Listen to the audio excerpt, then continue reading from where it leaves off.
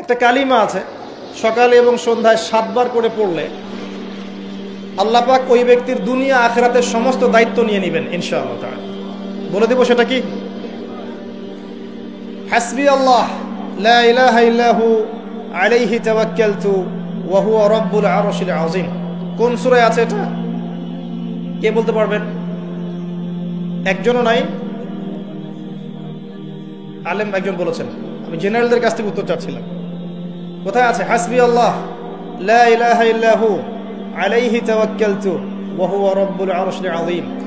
যে সূরা আপনাকে প্রমাণ করে দিবে যে আপনি মুমিন না মুসলিম না মুনাফিক, তার নাম সূরা তাওবা। একটা সূরা কোরআনের যে প্রমাণ করে দিবে যে আমি আসলে মুমিন না আমি আসলে মুসলিম না আমি আসলে মুনাফিক, প্রমাণকারী সূরার নাম হচ্ছে তাওবা।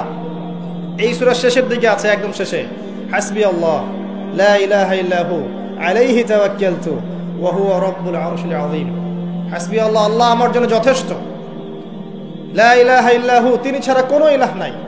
আলাইহি তাওয়াক্কালতু, আমি তার প্রতি তাওয়াক্কুল করেছি, ভরসা করেছি। ওয়া হুয়া রাব্বুল আরশিল আযীম, তিনি মহান আরশের রব। এই কথা যে বলবে সকালে 7 বার সন্ধ্যায় 7 বার, দুনিয়া আখিরাতের যে কোনো প্রয়োজন আল্লাহ পাক পূরণ করে দিবেন ইনশাআল্লাহ।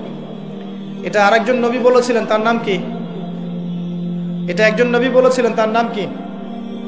যাকে আগুনে ফেলা হচ্ছিল, এবার বুঝতে পারছেন কি নাম? ইব্রাহিম আলাইহিস সালাম। যখন তাকে ফেলা হচ্ছে তখন জিবরাইল আলাইহিস সালাম চলে এসেছেন, এসে বলছেন যে আমার কাছে কি আপনার কোনো প্রয়োজন আছে? আপনি চাইলে।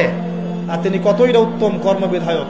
বলার সাথে সাথেই আল্লাহ পাক বললেন, ইয়া নার, হে আগুন, কুনি বারদান ওয়া সালামান আলা ইব্রাহিম, হে আগুন ঠান্ডা হয়ে যাও, শীতল আরামদায়ক ঠান্ডা হয়ে যাও ইব্রাহিমের জন্য। এই আমলগুলো নিয়মিত করেন, আল্লাহ পাক করার তৌফিক দান করুন, আমিন। একবার নবী সাল্লাল্লাহু আলাইহি ওয়াসাল্লাম ঘরে বসে আছেন এবং তখন ফজরের আজান দিয়েছে। তিনি বাসা থেকে বের হয়ে গেলেন, দেখলেন যে তার স্ত্রী মুসল্লায় নামাজ পড়ছে এবং নামাজ শেষ করে তিনি সুবহানাল্লাহ, আলহামদুলিল্লাহ, আল্লাহু আকবার, লা ইলাহা ইল্লাল্লাহ এগুলো পড়ছেন। হাতে খেজুরের বিচি আছে, খেজুরের বিচি, এগুলো দিয়ে পড়ছেন, গুনছেন। নবীজি চলে গেলেন নামাজে সাল্লাল্লাহু আলাইহি ওয়াসাল্লাম, গিয়ে সালাত পড়লেন, তার সকালের কাজগুলো সারলেন। সকালে ফজরের পরে তিনি দার্স দিতেন, সাহাবীদেরকে কিছু বলতেন, কেউ স্বপ্ন দেখলে সেটা শুনতেন, ব্যাখ্যা করতেন, সময় লাগতো। এরপরে ইশরাকের নামাজ পড়ে বাসায় আসতেন। তিনি সকালের সমস্ত কাজ সেরে বাসায় ফিরে দেখলেন স্ত্রী রাদিয়াল্লাহু আনহা তখনও ওই অবস্থাতেই বসে আছেন এবং তাসবিহ তাহলিল করছেন। আল্লাহর নবী সাল্লাল্লাহু আলাইহি ওয়াসাল্লাম অবাক হয়ে জিজ্ঞাসা করলেন, তুমি কি তখন থেকে এখানে বসে আছো? তখন থেকেই তাসবিহ তাহলিল করছো? তার স্ত্রী বললেন, হ্যাঁ ইয়া রাসূলুল্লাহ সাল্লাল্লাহু আলাইহি ওয়াসাল্লাম। তখন নবীজি বললেন, আমি তোমার এখান থেকে বের হওয়ার পরে মাত্র